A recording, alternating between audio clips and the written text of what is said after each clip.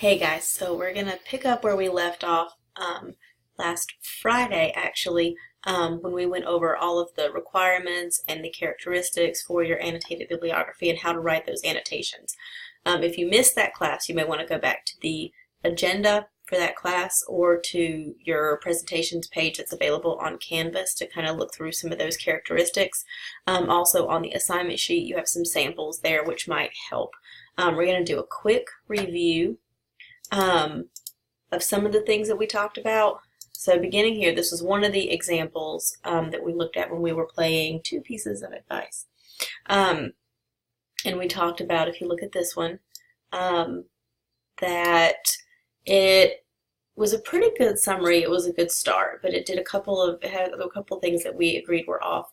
It was a little bit vague in terms of the wording. It had a lot of the types of wording that, we said not to do, like remarkable job, without really going into much detail. They go in depth about different causes without really giving too much detail.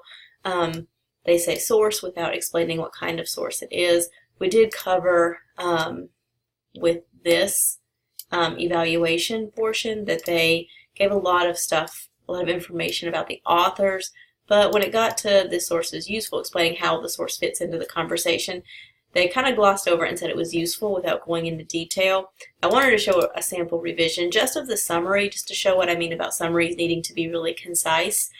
So if you compare these two, this is maybe a possible revised version with a little more detail.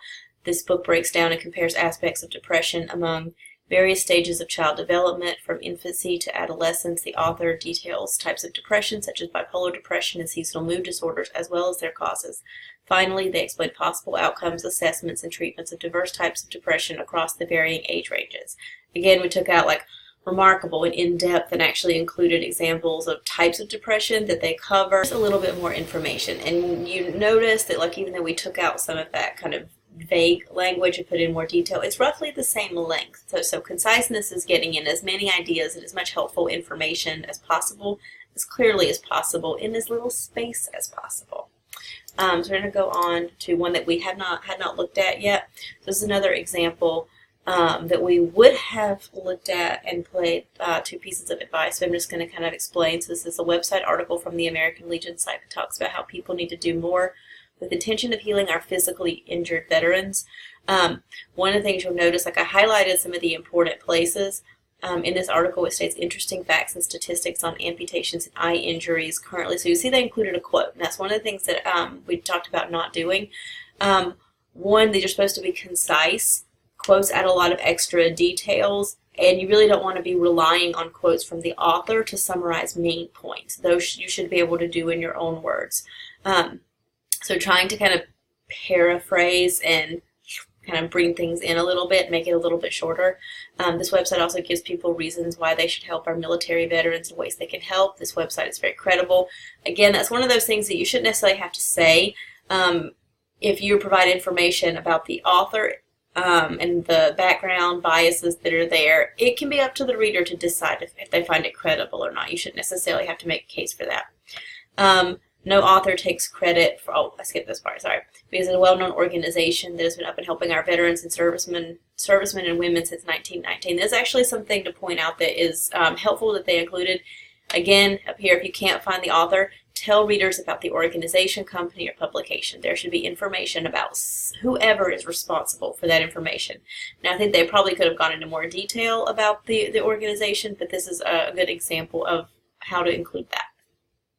And again, you probably don't need this information. No author takes credit for their work.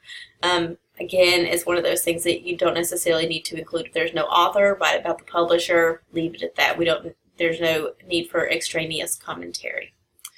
Let's see. Oh, one more, and I pulled this one in. This was our fourth one that we would have looked at.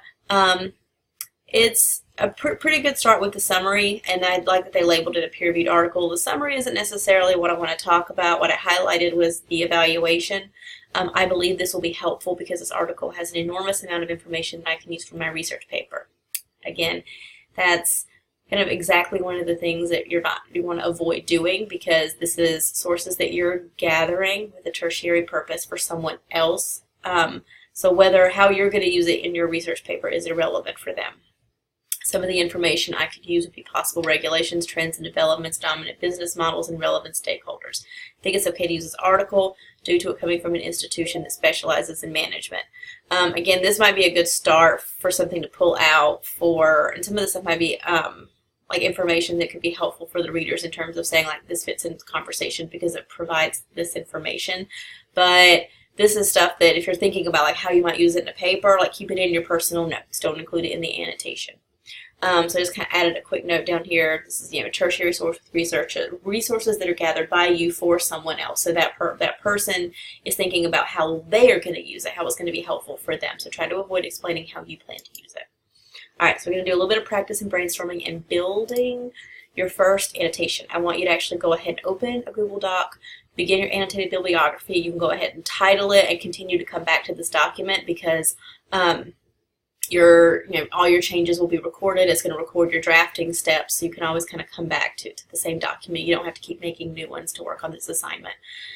Next, you're going to find one source that you have for your LOI that you plan to integrate into your annotated bibliography. So you have 12 that you're going to have. I just want you to pick one that you feel pretty good about that you're going to put in there.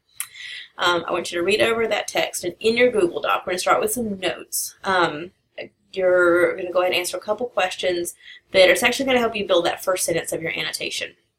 You're going to record the author name and title, the date, the type of text. By type of text, I mean genre, like labeling. Is it a peer-reviewed article, a blog? Is it an article, a book, news clip, a TED Talk, documentary? What is it? And describe we talked about like every writing situation, the writer has a purpose or an end game. Something they want to accomplish. So what does it seem like the author is trying to accomplish?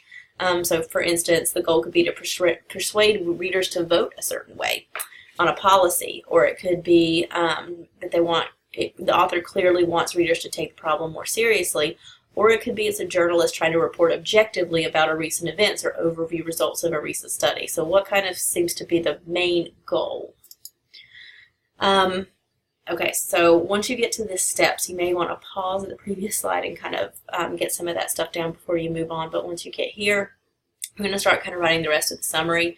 So your first sentence should give us specific information about the source and its main goal, but then the rest of it, your next 3 to 4 sentences are going to be explaining either what main points the author uses to convince us of their thesis or their end game. It could be they're explaining the results of a study. It might be walking us through the steps of how they got those results. It could be the types of information that they're providing to inform us about something. So you have to start considering what are the main and most important points that attach to that main thesis or end game. So here's some things to think about.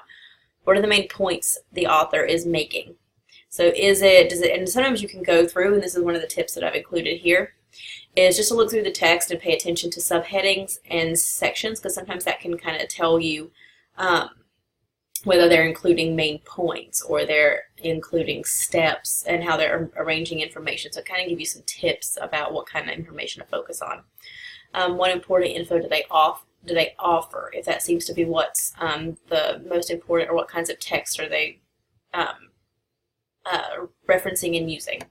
Or you can describe the steps the author moves through to report the information. So first the author talks about this, then the author details this, finally the author talks about this. So here's a couple of examples. One example is if you're talking about the results of the study, the main points are going to be the conditions of that study, like how they got those results. So who conducted it, where it was conducted, characteristics of the group, that kind of stuff. Example 2, if the author wants to persuade the reader, so if it seems that they are kind of persuasive, or maybe wanting you to see something as a big deal, care about an issue, you want to think about how they did that. Like what is the information and the points that they provided that seem the most important that they used to help support that. So I'm going to take a few minutes and work on this. Next thing is we're going to move into the evaluation portion. Remember, it has 2 things. It has the author information or the publisher information if it's not available. And then we get into how it fits into the conversation. So this is all about the author or who's responsible for the information. So step 1 with the evaluation is to look up the author or publisher and make some notes about their credentials. It could be their expertise, background, involvement in the issue. If you look at some of the samples, you can see how that sounds. maybe publisher goals and reputation or stakes or biases. For instance, if it's a newspaper, you might can mention awards that they've won or a particular political slant that they have. If it's an organization, you could talk about what their goal is, what their motivation is. So sometimes explaining like why people are involved in a conversation is really important information to have about them. Remember, you're not arguing their credibility. These are sources you're including in the annotated bibliography, because if someone else reads it, it's going to help them understand the conversation better. So not necessarily providing evidence. All right, so the next thing is how it fits into the larger conversation and what it offers readers in terms of how it's going to help. So 12 sources that are going to, if people read them, it's really going to give them a bigger picture of what's going on in the conversation. So those questions that I had you try to answer or try to consider perhaps, is it because the research is specifically strong and credible, like in your peer-reviewed articles? Is it like we talked about, documentaries can sometimes have a lot of bias, or organizations can have a lot of bias, but if they're a very prominent voice and popular, then that's still a reason to include them. Is it an older source, like a book potentially, but it's there to provide background information? That's kind of what the goal is there. Are you offering it or including it because it gives like testimonies and first-hand accounts, because it explores a new theory or solution to a problem that readers need to know? Does it include a particular perspective or set of concerns? So one particular possible group, and explains their perspective. These might not be the only questions, but these are some of the kind of most common questions you might consider about your source to try to answer, like how does it fit in the conversation? What does it offer that's helpful? And then you're going to write a draft. So about 7 to 8 sentences maybe. The goal is around 125 words. These are the features we said to kind of pay attention to. Stay in present tense. Use concise language. Use your own words. Avoid quotes. Make sure you have those signal phrases, and avoid personal opinion on the issue. Finally, actually, switch this real quick. What I want you to do is review your draft. This is the sample that we've been looking at with the summary, which I believe ends here, and then the evaluation, author information here, how it fits into the conversation here. So kind of looking over this, and they do have their bibliographic citation in here, which we haven't talked very much about, but it is included if you're going to go ahead and do that. You already kind of know what you're doing there. Remember, we said MLA, APA, or Chicago for those bibliographic citations. So you can pick one, preferably one that you need to learn for your major, or you could stick with one that you already kind of know, but now's a good time to practice the citation style you have to use for your major, and those are the 3 most common. So just kind of a recommendation. Just make sure you stick with whichever one you pick.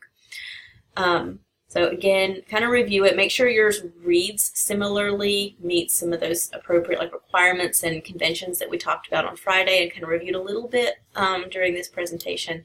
And then you're going to submit your Google Doc with your notes and with the draft of your annotation. And then we'll be looking at this in class on Friday. So email me or post in the coffee shop if you have questions.